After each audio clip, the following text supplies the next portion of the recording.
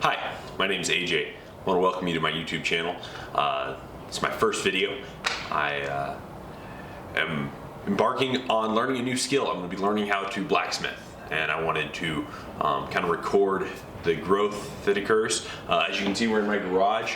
I'm excited to turn this into a place of learning, and I'm excited to take you guys along for that journey. Today, as you can see, I don't have my forge or my anvil yet. It's on its way, and I'm going to do some unboxing videos of that. I'm excited for them to get here. I've been checking the tracking every day, but it's not here yet. But I want to do some prep. So what we're going to be messing with today is I've got some old railroad ties. And from what I've read and what I've researched, this is the great place to start with how to start learning how to melt metal. And so I'm going to be doing that. I'm going to show you guys how I think that's supposed to be done. There's a couple different methods out there, but I'm going to be using my angle grinder, and we'll see how they turn out. So, okay, so what I've got here is my vise is connected to my vise is mounted to my workbench, and I've got the first railroad tie that we're going to work on mounted here in the vise. It's pretty secure. Anytime you're using a grinder like this, you want to make sure you're wearing proper safety equipment. So I got goggles on, got gloves on. Some people wear a respirator, but I don't usually do that. So we're just going to see how this works on cleaning up this railroad spike.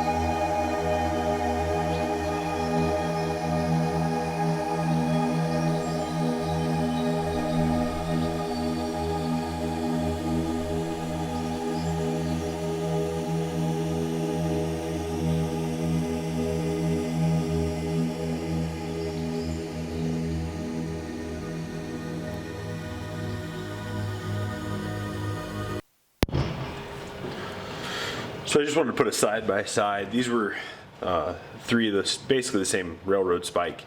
This is the first one that I messed with, and you can see that it didn't really turn out that great. I used a flapper disc, like this right here.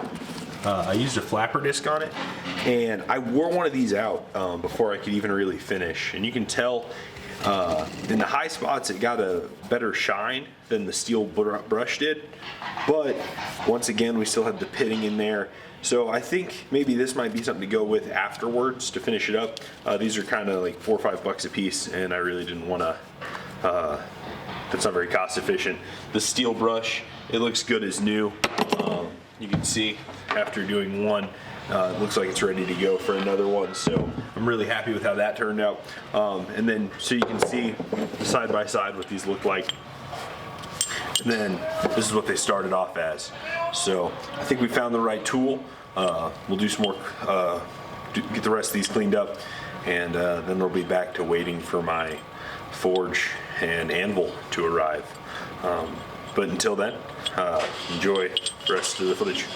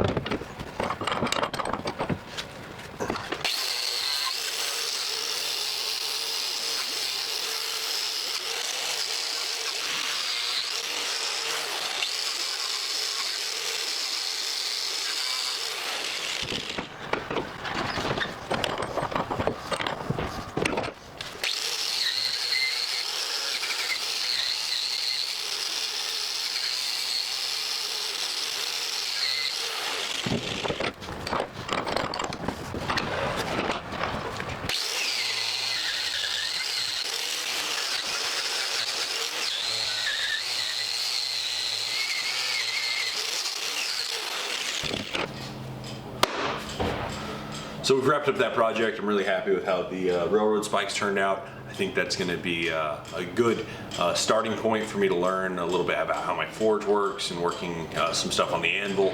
I'm hoping to turn these into some hardy tools. So I think my next video is going to be on making some tongs, because I don't know how to get hot stuff out of the oven without burning my hands. So that should be fun. Until next time, thank you for watching. Hope you have a great day, and God bless.